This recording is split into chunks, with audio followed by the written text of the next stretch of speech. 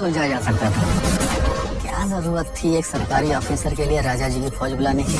हर red में सिर्फ पैसे नहीं छुपते, कुछ राज भी दफन होते हैं।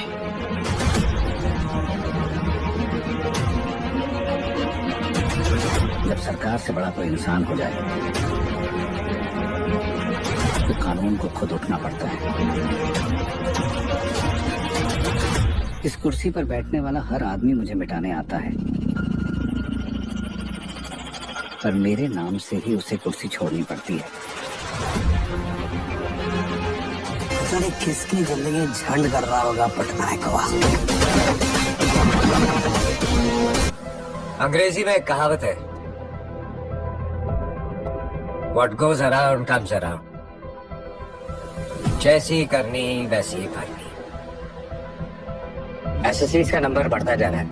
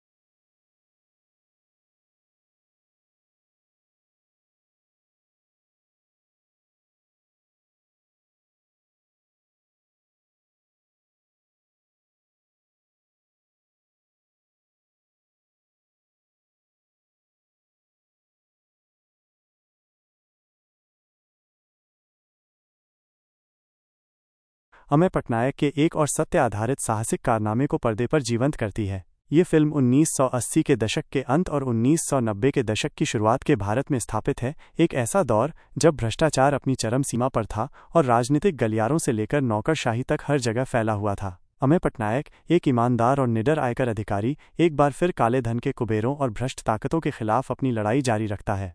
फिल्म की शुरुआत दिल्ली में होती है, जहां अमेय पटनायक आयकर विभाग में अपनी कर्तव्यनिष्ठा और बेदाग छवि के लिए जाने जाते हैं। पिछली सफल रेड के बाद अमेय का नाम ईमानदारी और साहस का पर्याय बन चुका है। हालांकि वह जानता है कि भ्रष्टाचार का जाल बहुत गहरा है और उसे तोड़ने के लिए लगातार प्रयास करते रहना होगा। उसकी पत्नी मालिनी हमेशा की तरह उसकी सबसे बड़ी शक्ति और प्रेरणा स्रोत बनी हुई है। वो अमेय के जोखिम भरे काम को समझती है और हर कदम पर उसका साथ देती है।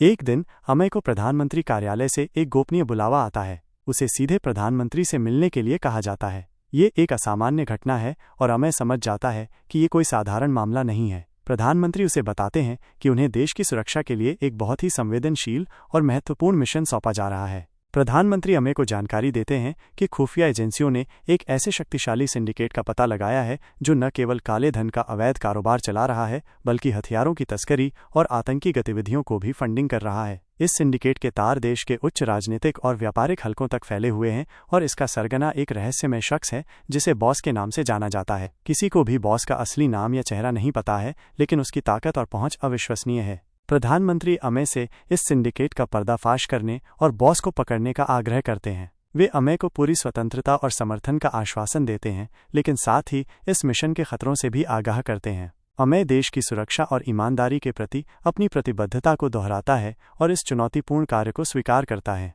अमेय को इस मिशन के लिए एक विशेष टीम बनाने की अनुमति मिलती है। वो अपनी पिछली टीम के कुछ भरोसेमंद सदस्यों जैसे इंस्पेक्टर विजय और साइबर विशेषज्ञ रीता को शामिल करता है। साथ ही कुछ नए और प्रतिभाशाली अधिकारियों को भी भर्ती करता है। अमेय और उसकी टीम बॉस के बारे में जानकारी इकट्ठा करना शुरू कर देते हैं। ये काम बेहद मुश्किल साबित होता है, क्योंकि बॉस ने अपने चारों ओर गोपनीयता की एक अभेद्य दीवार खड़ी कर रखी है। उसके सभी लेन देन और गतिविधियां पर्दे के पीछे से संचालित होती हैं और उसके सहयोगी भी उसके असली पहचान से अनजान हैं। जांच के दौरान अमेय की टीम को कई बाधाओं और चुनौतियों का सामना करना पड़ता है। उन्हें धमकियां मिलती हैं, उन पर हमले होते हैं और उन्हें रिश्वत देने की भी कोशिश की जाती है, लेकिन अमेय और उसकी टीम अपने लक्ष्य से नहीं भटकते। वे हर खतरे का डटकर मुकाबला करते हैं और अपनी ईमानदारी पर अडिग रहते हैं। धीरे धीरे अमेय की टीम को कुछ महत्वपूर्ण सुराग मिलते हैं। उन्हें पता चलता है कि बॉस का एक करीबी सहयोगी है, एक प्रभावशाली व्यवसायी जिसका नाम राजन सेठ है। राजन सेठ कई संदिग्ध वित्तीय लेन देन में शामिल है और माना जाता है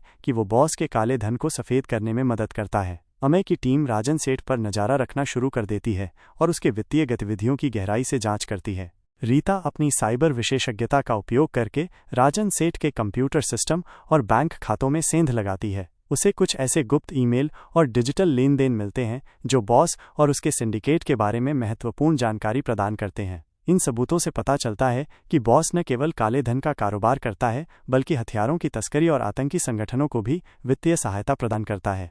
अमेय समझ जाता है कि ये मामला सिर्फ आर्थिक अपराध का नहीं, बल्कि राष्ट्रीय सुरक्षा का भी मामला है। बॉस और उसके सिंडिकेट को रोकना देश के लिए बेहद जरूरी है। अपनी जांच को आगे बढ़ाते हुए अमेय को एक और महत्वपूर्ण जानकारी मिलती है। उसे पता चलता है कि बॉस का एक गुप्त ठिकाना है, एक आलीशान हवेली जो शहर के बाहरी इलाके में स्थित है। माना जाता है कि इस हवेली में बॉस अपने गैरकानूनी धंधों से जुड़े महत्वपूर्ण दस्तावेज और सबूत रखता है। अमेय अपनी टीम के साथ मिलकर उस हवेली पर छापा मारने की योजना बनाता है। ये एक जोखिम भरा ऑपरेशन है, क्योंकि अमेय को नहीं पता कि हवेली में कितने सुरक्षाकर्मी होंगे और बॉस वहां मौजूद होगा या नहीं। लेकिन अमेय जानता है कि ये उनके पास बॉस को पकड़ने और उसके सिंडिकेट का पर्दाफाश करने का सबसे अच्छा मौका है। छापेमारी की रात अमेय और उसकी टीम पूरी तैयारी के साथ हवेली पहुंचते हैं। वे हवेली को चारों तरफ से घेर लेते हैं ताकि कोई भी भाग न सके। अमेय जानता है कि उन्हें हर कदम सावधानी से उठाना होगा, क्योंकि बॉस बहुत शक्तिशाली और खतरनाक है। अमेय और उसकी टीम हवेली के अंदर दाखिल होते हैं। अंदर का माहौल शांत और रहस्यमय है। वे पूरे हवेली की तलाशी शुरू कर देते हैं। हर कमरे, हर कोने की बारीकी से जांच की जाती है।